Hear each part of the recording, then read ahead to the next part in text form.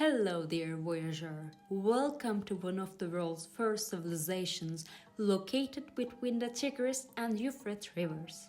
Today, you may know this region as Iraq, but we are not in today. We are around 400 BCU.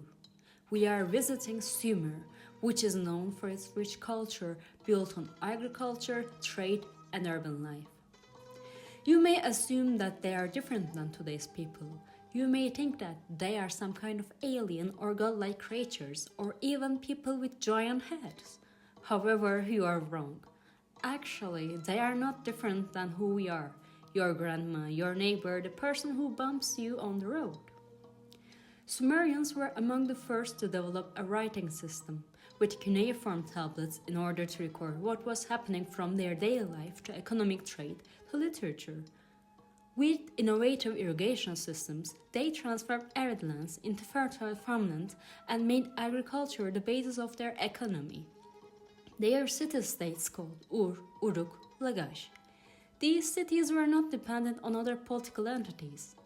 Each of them ruled under a hierarchy of a king and a priest who gave order and protection for the city against enemies. The Sumerian caste system was deeply hierarchical, with nobles, priests, merchants, and artisans at the top, followed by farmers and laborers and the slaves at the bottom. When we focused on artisans, they were an integral part of shaping Sumerian society. Crafting goods that supported both daily life and the grand religious rituals held in honor of their gods. These artisans worked elegantly to create trade and sustain the prosperity of their cities. In Sumerian society, the family was the foundation of daily life. Their roles and responsibilities closely linked to the strict social hierarchy of the time. At the highest level of the social hierarchy stood priests and the nobility, while artisans and farmers occupied the middle ranks. The slaves remained at the lowest tier. In Sumer, life centered on city-states, ruled by kings that believed to be chosen by the gods to ensure order and prosperity.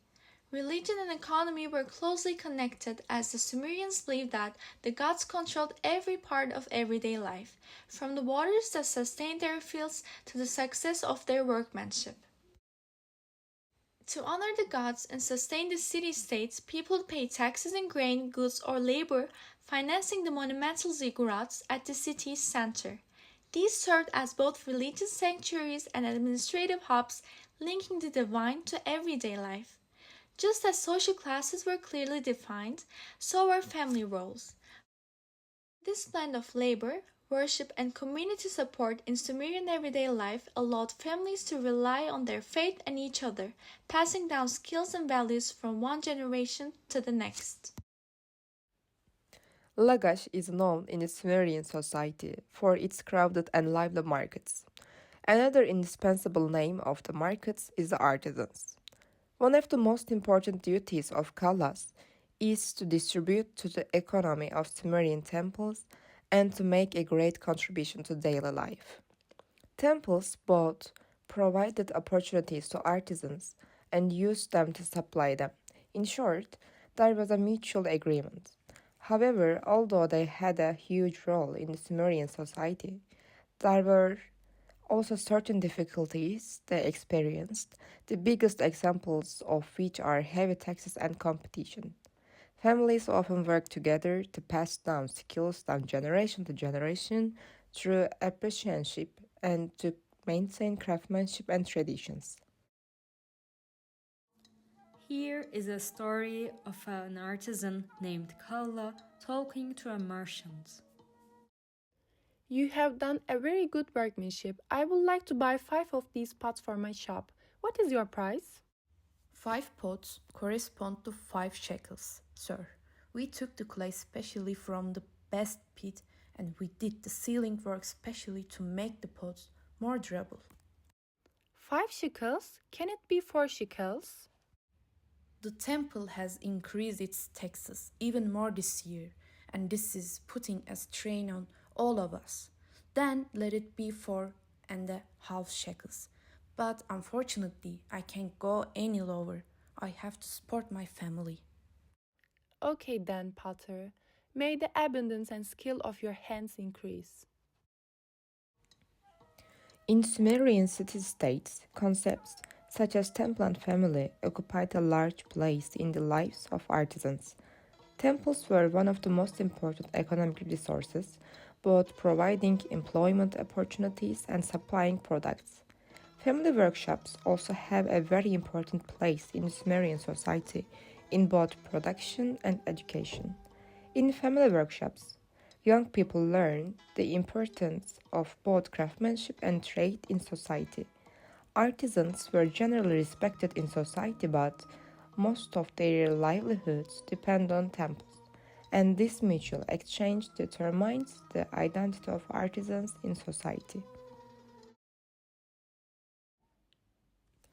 In the evenings, the life of a Sumerian artisan family was a blend of routine, craftsmanship, and cultural practices that reflected the values of their society. After the work, the family went to their home for the meal of the day. The meals were created by fresh vegetables such as onions, garlic, leeks, cucumber, lettuce, turnip, and herbs such as mint, fennel, and dill. Meals were typically served in clay bowls with beverages. The environment at the house in the evening was quite charged because of the craftsmanship background. The people generally enjoy carving wooden tools, doing clay works, storytelling, music, and discussing work and life. During these interactions, people get more connected to each other and develop more intimate relationship within the family. They also get inspiration and motivation during these conversations for the job they did because of the abundant family environment. These evening activities show the juxtaposition of the works, family, and the connection of the family. These interactions improve that the bond between the individuals and the situation contributes to the Sumerian society in terms of the economy and culture in the long term. And so another day ends. The skilled hands of artisans created a cycle of life in Sumer, serving as the cornerstone of civilization. The temple was not only a religious site, but also an economic place where artisans could work and find help. Taxes and competitions brought daily hardships to life. Each pottery and statue was crafted with skill and faith as a tribute to both the past and the future, thus telling the story of Sumer not only by its rulers and gods, but also by its craftsmen.